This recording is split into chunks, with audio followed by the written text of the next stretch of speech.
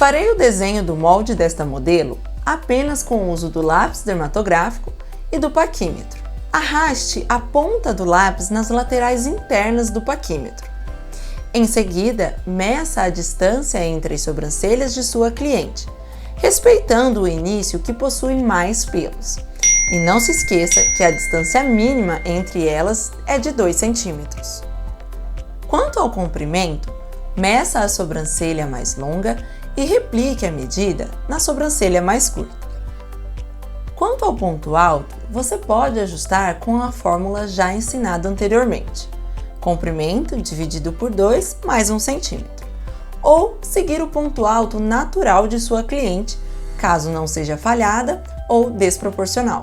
Com a régua do paquímetro, faremos a marcação da linha da base inicial inferior e superior.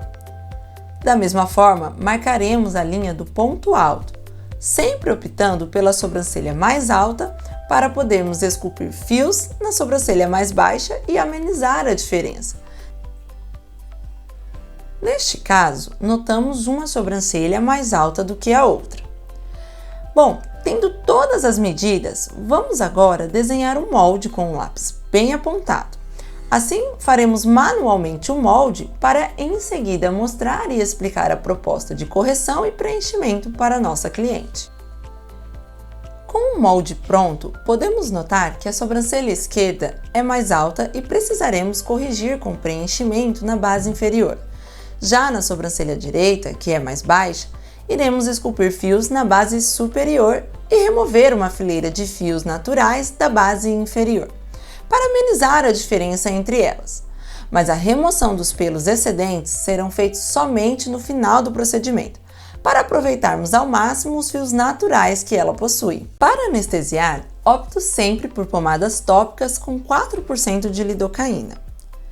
Faço a aplicação com bastante cuidado, dando leve batidinhas dentro do molde para não desfazer a marcação. Deixo agir durante 10 minutos. Em seguida, faço a remoção arrastando o bastonete a favor do pelo e retiro o excesso de pomada com o auxílio de um papel toalha. Para soltar os fios que aderem à pele, penteio levemente com a escovinha descartável. Caso a marcação tenha saído em alguma área, reforce antes de começar o procedimento. Em primeiro lugar, analisem o direcionamento dos fios do início. Normalmente, crescem da base para cima. No caso desta cliente, os fios da cauda inferior são direcionados de baixo para cima e na parte superior da cauda, eles nascem de cima para baixo. Analisando o final da cauda, podemos esculpir fios apenas com a trama da base inferior, pois a cauda superior termina antes do final, como vocês podem ver nesses pontos aqui. E por último, eu sempre marco a transição, ou seja, onde os fios mudam de direção. Isso tudo eu faço antes de esculpir os fios, pois uma pode ser diferente da outra e precisamos respeitar o caimento de cada sobrancelha. Para esculpir os fios, usarei a lâmina 18U Flex de 0,15 mm, pois os fios dela são bem finos. Escolhi o pigmento Ebony, pois se assemelha muito com o tom castanho escuro dos pelos de suas sobrancelhas. Quando utilizamos este pigmento, é necessário adicionar uma gota do neutralizador laranja a cada 5 gotas de Ebony. Misturo com o auxílio do mixer para deixá-lo bem homogêneo e notem como nosso pigmento é consistente, pois mesmo entornando o batoque, ele não escorre. Bom pessoal, eu prefiro começar o procedimento pelo início das sobrancelhas.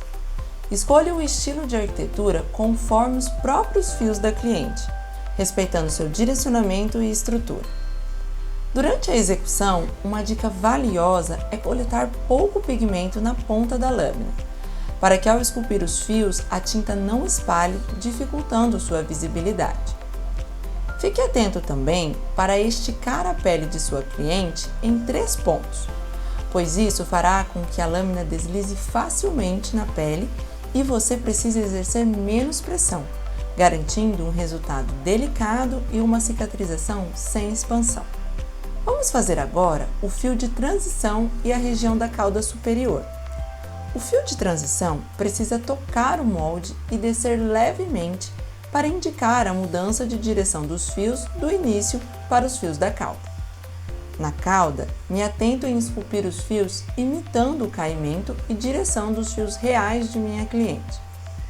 Além, é claro, de respeitar a espinha, ou seja, o encontro dos fios superiores e inferiores. Observe também que estes fios são direcionados para a ponta final da cauda e não para baixo em direção aos olhos. E no caso desta cliente, o último fio da cauda superior terminará no ponto indicado pela caneta branca. Portanto, desenharei este fio exatamente na linha do molde. Em seguida, faremos os fios da cauda inferior. Mas antes, vou preencher mais o meio e logo abaixo da transição. Feito isso, farei agora os fios que nascem de baixo para cima. Lembrando que devemos imitar o mesmo direcionamento dos fios naturais da cliente. Nesta região, os fios costumam ser mais longos e inclinados, e não podem, em hipótese alguma, ultrapassar a espinha, ou seja, a linha do encontro dos fios superiores e inferiores, pois caso contrário poderão cruzar e isso machuca a pele e danifica o fio. Como o final da cauda desta cliente termina com os fios da cauda inferior, finalizaremos nosso esqueleto com a trama da base inferior até a ponta da cauda, desenhando o último fio no molde. Faremos em seguida o outro lado da cliente, respeitando os mesmos passos já mencionados. Mas agora quero ressaltar alguns detalhes de execução. Percebam que o movimento dos fios é esculpido pelo giro dos meus dedos e não pelo meu punho. É muito importante saber manusear o tebore da forma correta, de modo que a fissura na pele seja feita a 90 graus e não lateralmente, pois isso faria com que o pigmento migrasse dentro da pele, expandindo o fio ao cicatrizar. Outra dica muito valiosa é limpar a cada 2 ou 3 fios o excesso de pele e pigmento que acumulam na lâmina. Isso garante um fio íntegro, fino e sem falhas. Quanto ao sangramento, estas gotículas que podemos observar são completamente normais e não prejudicarão a cicatrização, desde que repassemos a lâmina sem pressão e com pigmento novamente nos fios que notoriamente estão apenas fissurados e não pigmentados. Sem nos esquecer, é claro, da saturação ao final de todo o processo. Para o preenchimento, é necessário antes limpar o pigmento. Eu utilizo o calmante da linha Gama Essentials, pois ajuda na remoção do pigmento, além de acalmar a pele, diminuindo o rubor e facilitando nossa visibilidade. Assim, temos melhor noção do espaço entre os fios. Nesta etapa, além de esculpir os fios de preenchimento, também aproveito para repassar alguns fios feitos anteriormente, pois sem o excesso de pigmento sobre eles, fica fácil de visualizar e implantar melhor o pigmento. Uma dica para ajudar nesse processo é fazer a limpeza do excesso de pigmento para enxergar melhor a região, uma vez que o espaço para os fios de preenchimento é menor e os fios da cliente dificultam a visibilidade.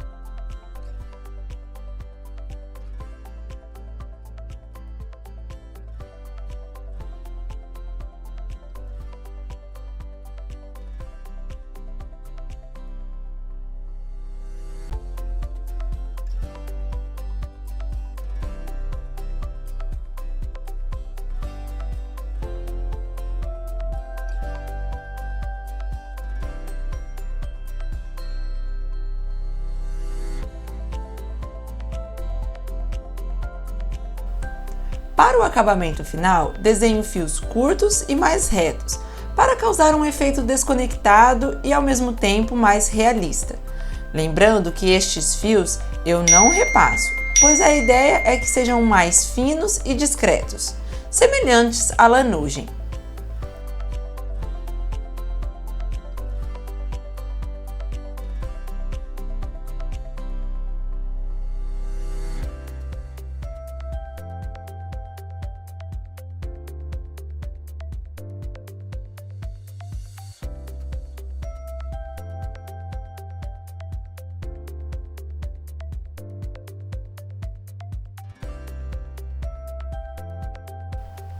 Para finalizar, gosto de fazer a limpeza dos fios de excesso, normalmente localizados entre e abaixo das sobrancelhas.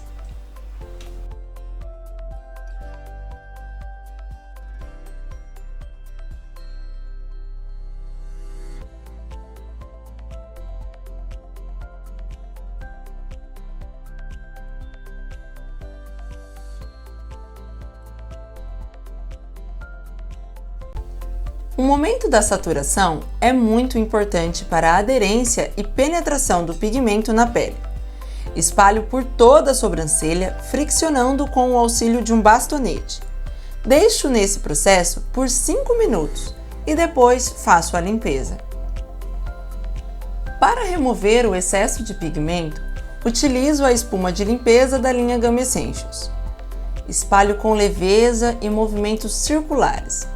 Essa espuma refresca e facilita a retirada do pigmento, sem a necessidade de esfregações e danos à pele que neste momento já está sensível.